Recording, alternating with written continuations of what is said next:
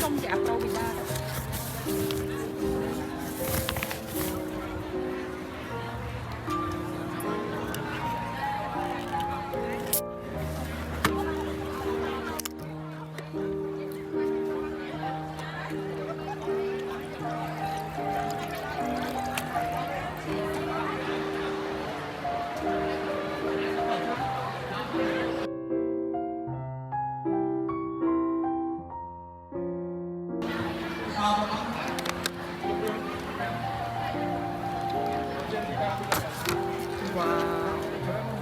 Thật sự là rất là có để trong để thăm món máu cái gì đấy đó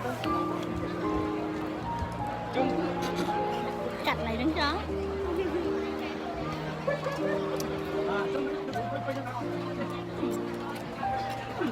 nấu là lâu rồi Hãy subscribe cho kênh Ghiền Mì Gõ để không bỏ lỡ những video